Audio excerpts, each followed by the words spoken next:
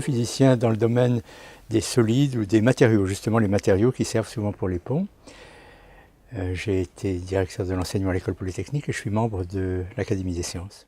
Quel est votre pont préféré? Mon pont préféré? Ah, écoutez, le pont neuf m'a déjà été volé, si je peux dire. Je crois que j'aurais parlé du pont neuf aussi, je le trouve admirable. Mais alors, réponse un peu banale, le pont de Millau, je le trouve superbe.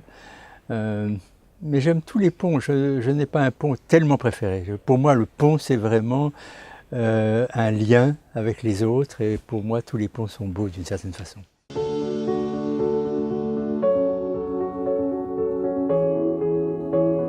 Alors, je ne suis pas du tout un spécialiste des ponts, donc je ne pourrais pas répondre très pertinemment à cette question. Mais connaissant bien les métaux, je sais qu'il y a eu des progrès extraordinaires dans ces, disons, 20 ou 30 dernières années sur la qualité des aciers. Vous voyez, c'est-à-dire, les aciers, vous savez ce que c'est du fer avec du carbone et puis d'autres choses, bien sûr.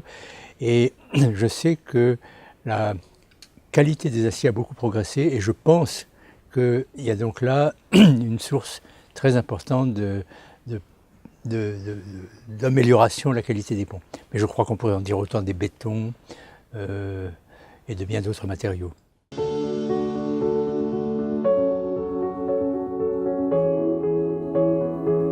Je pense que tout cela se mêle.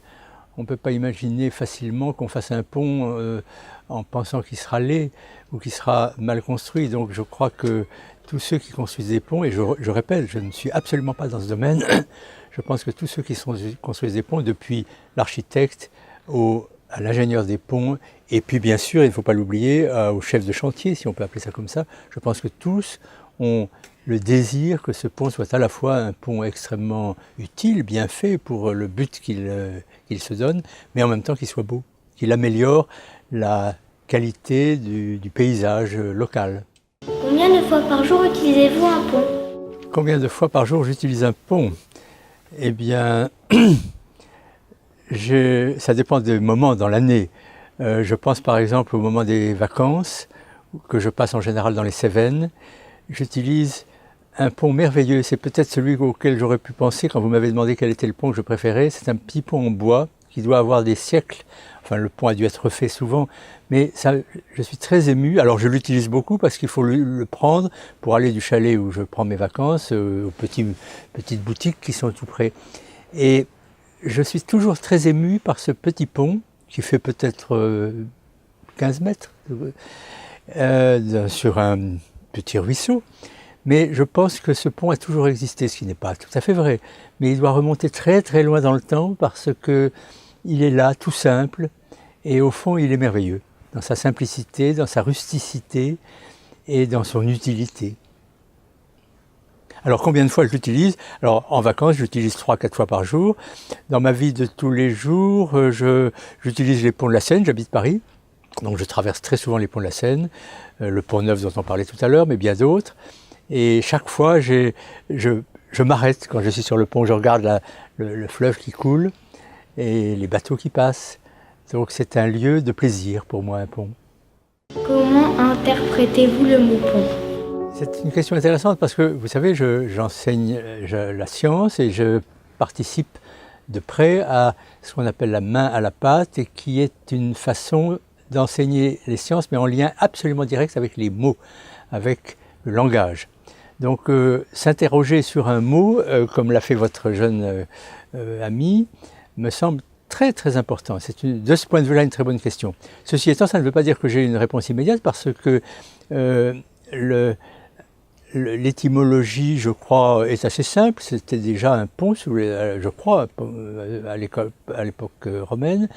Et comment je l'interprète? J'interprète en fait surtout sous sa forme symbolique, dont il a été déjà question souvent aujourd'hui, n'est-ce pas? C'est-à-dire c'est le passage d'un monde à un autre. Et ce passage d'un monde à un autre, il est tout à fait concret quand on passe d'une rive à l'autre, bien sûr, mais il est abstrait le plus souvent dans notre vie. Il est abstrait parce que nous passons d'une idée à une autre, d'un concept à un autre concept, de la science au langage, par exemple, etc. De la science à la musique. Donc les ponts, pour moi, c'est véritablement un passage. Als Sie 10 Jahre alt waren, hat die Wissenschaft Sie auch interessiert? Lorsque vous aviez 10 ans, la science vous intéressait-elle? Bien sûr. Je ne savais même pas que ça s'appelait la science.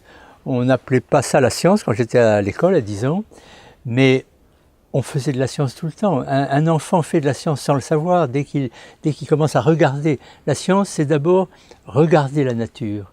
C'est regarder une fleur, c'est regarder la nature naturelle ou la nature artificielle. Regarder un pont, c'est évidemment aussi la nature. Donc à 10 ans, bien sûr que je faisais de la science et que je l'aimais, mais même sans le savoir. Et puis alors en plus, mon professeur, mon instituteur, nous faisait ce qu'on appelait à l'époque des leçons de choses. Vous voyez, on n'appelait pas ça la science.